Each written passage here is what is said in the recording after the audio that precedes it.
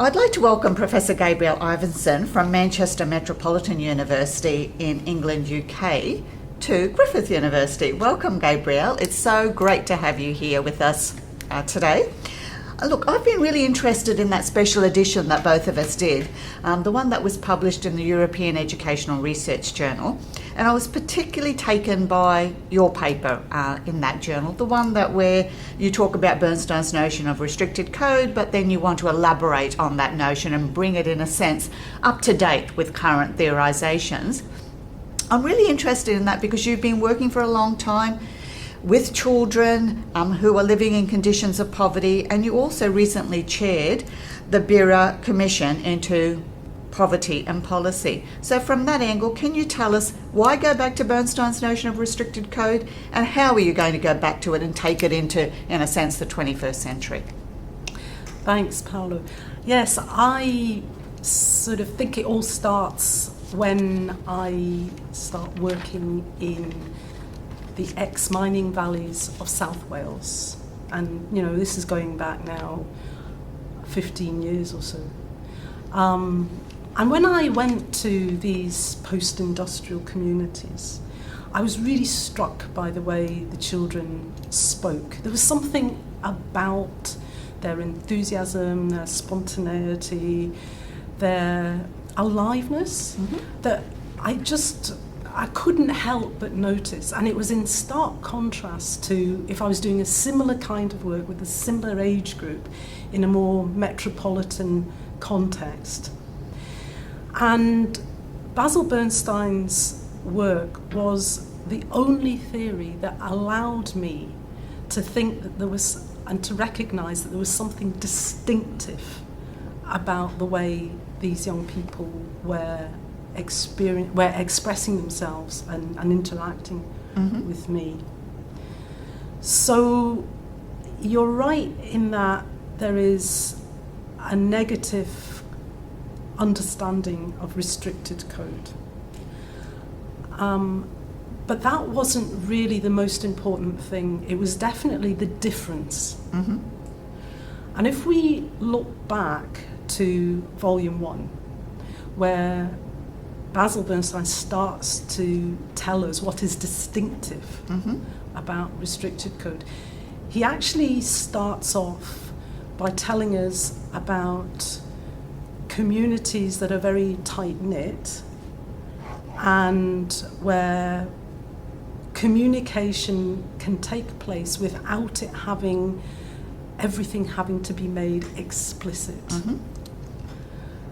So he gives us examples, for example, in prisons, in tight community settings, and sometimes peer group cultures, where there's so much knowing that there's no need to actually bring this to elaboration, to actually, to verbalise it. To verbalise it. So there was something distinctive that he identified when he coined the term restrictive code. But unfortunately, as you have quite rightly pointed out, that distinction that he pointed out was interpreted in a deficit way. Yeah. You certainly don't interpret it in a deficit way in your work. Yeah. So can you talk a little bit about that? Right, okay. So the place where he tries to demonstrate the empirical base for the difference between restricted and elaborated codes is in Volume 2, where you see numerous empirical studies. And this was in the 1970s. And at the time, Bernstein and his researchers were drawing upon the legitimate methods and ways of undertaking data analysis that were very dominant at that time. So you see lots of quasi-experimental designs, and in these designs, working class and middle class are the two independent variables. So when they're using they're usually using language, so it's usually interview-based data, where it's usually mothers actually describing how they regulate or punish their children. And the analysis is the analysis of what's spoken. Mm-hmm. And these coding frames that are used usually can tell us what the working class explanations and elaborations are, and that can be coded. He has a problem, though, when it comes to working class. The problem is that if you don't make explicit in language what the rationale and the reasons are for your actions, then there's nothing to code. Mm-hmm. So we need to look again at what Basil was really trying to get at when he was making this distinction between fascinating. elaborated and restricted codes. I'm fascinated by your notion of distinction, because you keep saying distinction.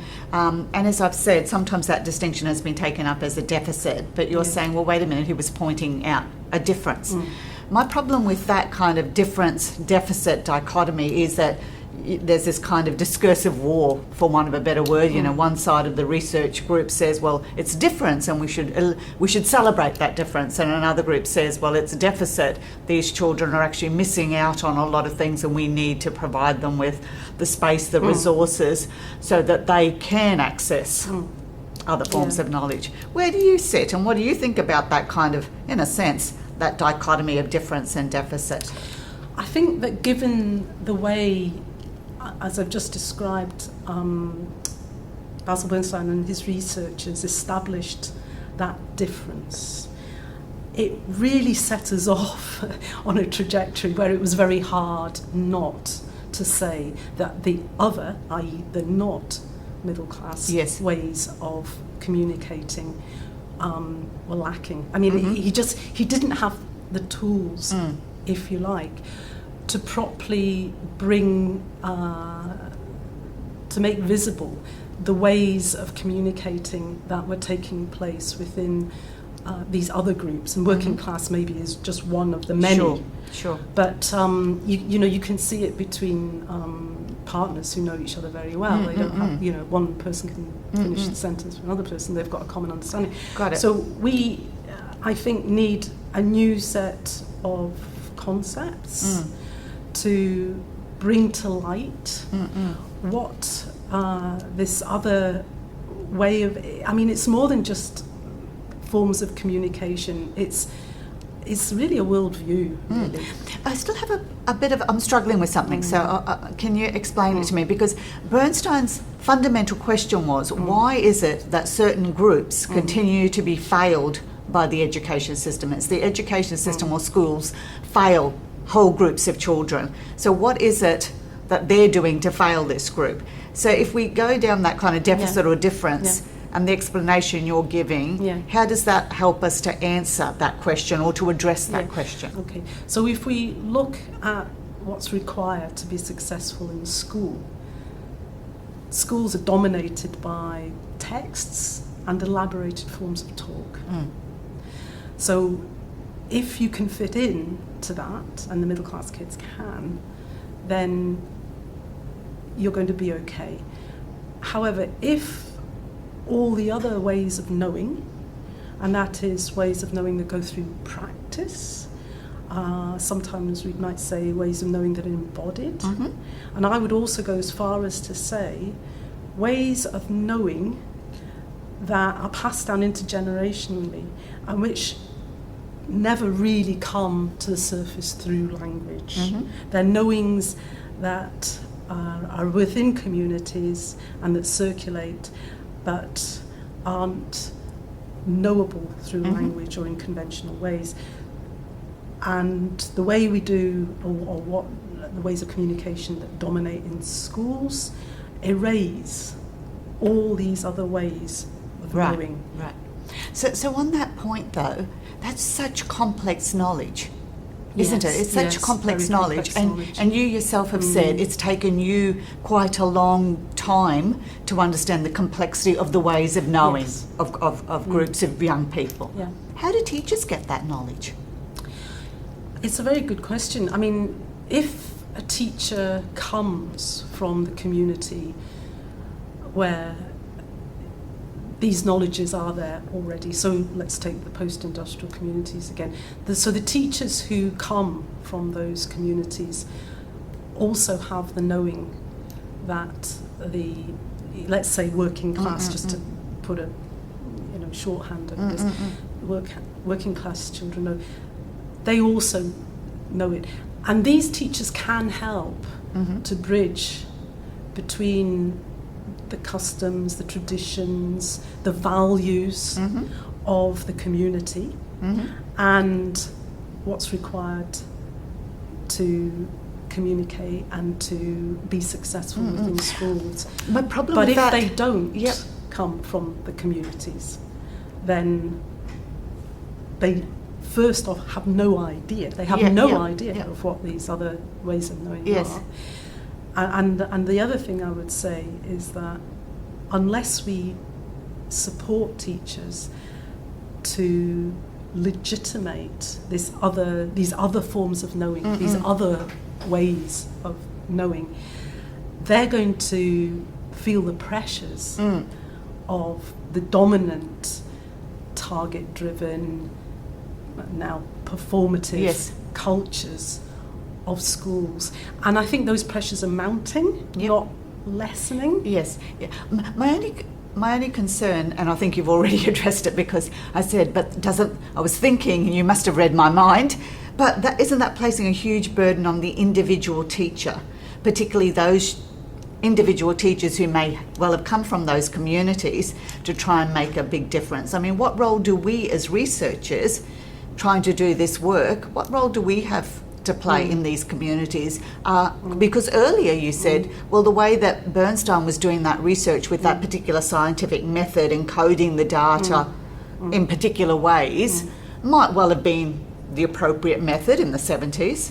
But wait a minute, should we be using it now? So I guess I'm asking two questions. What role do we play as researchers in supporting the work in these communities? And two, how do we shift the burden from individual teachers trying to make a difference? Okay, so I'll try and take those two parts. Starting with the role that we have as researchers, I think the first thing that we have to keep doing is talking about the narrowing of the curriculum. I mean, it would be not too bad if we were doing full justice to the richness of a discipline, let's say like geography or something like that, which, yes, sure, there's a set of codes and a set of principles that can be quite elaborated, but underneath it is a set of practices that are quite messy, they engage with real world issues, and they would allow us to broaden out what we mean when we talk about, let's just say, in this case, disciplinary knowledge. So the first thing is, have we got ourselves into a situation where we're using very narrow stereotype notions of what formal or disciplinary knowledge is? And I would suggest that we are in that position right now. Yes. So that's one thing, right? So our job is to remind ourselves of past times when you used to see disciplinary knowledge in a wider, more variable set of ways of thinking about the world through that disciplinary lens. So that's the first thing. And that, that does link to the issue about the burden on teachers. There is only so much a teacher can do given the constraints of not just the national curriculum, but of the regime that is really a regulative process of controlling a profession. And we can't get away from that. And that's the world that we're in at the moment. But can we help teachers to recognise how they are being positioned in a way that enables many teachers to go back to quite a lot of their own strong sense of what they should be doing And you and I know that there are many teachers who are in a state of massive conflict because they know what they are doing with certain groups of young people and children is not beneficial. And they are really in a state of great anxiety and feel these tensions. So it's not as if we have to go in and enlighten them. We have to listen really hard to the trouble that's already there. And it's our job to listen, I think. And then if we can find ways of legitimating teachers to speak what they're no longer really allowed to speak. So in a sense, it's trying to get through the listening process access to teachers knowing and ways of being, given they're the ones that are doing this work on a day-to-day basis, and also really listening to those children and their ways of knowing, and then somehow working through those processes together. Yes, I think that's right. Yes. Yeah. Quite complicated though, isn't it? I mean, when we think about listening, I'm thinking about it here in terms of some of the psychoanalytic literature as well. Right, that's right. And I know you've drawn on that, notion of suspended hovering in a sense, where you really try to tune into what people are saying, become attuned to it. Yeah. How do we teach that to researchers? Because they should be good at that, shouldn't they? Yes, yeah. I think that it's a process to learn to listen. The biggest problem we all have is, and especially for privileged and middle class, is to genuinely take seriously that there may well be other knowledges, other ways of knowing that we actually don't have ourselves. Okay, so the first thing is to realise that we have to fight with our own often privileged positions and get beyond an idea that we have got something to impose on others. And that's really quite hard. It means you have to challenge your own cultural knowing, with the difficulty of making that explicit to yourself. You can do it if you're listening hard to that which is jarring. It's not maybe making sense from your position. Sometimes it may even be challenging your values. So the way I usually start with researchers is to start again with the tension. Okay, so where's the trouble? What's troubling here? And then try to push into, okay, why is it troubling? It's sort of Donna Haraway's notion of staying with the trouble. Right, let's stay with this difficulty because we've got lots of tensions and lots of anxieties in schools at the moment. And that anxiety is almost shouting at us. But it's coming not through a nice linear narrative or, the first thing that people might say to us in an interview. It's often, coming through an embodied, sometimes a defensive position or a silenced position. But it's all there. So if we listen to what happens in between the sense making, and I turn here to what lies below or around language, and I try to start to say, well, let's look at, if you want to look at bad behaviour, for example, let's not look at the surface of it, but let's look at the moment that it happens, what leads up to it, what's happening in between, and think imaginatively of what a person, a young child, might have brought into the classroom with them that cannot properly be articulated in a verbal way. Yes, and with the the text and elaborated talk that is expected there.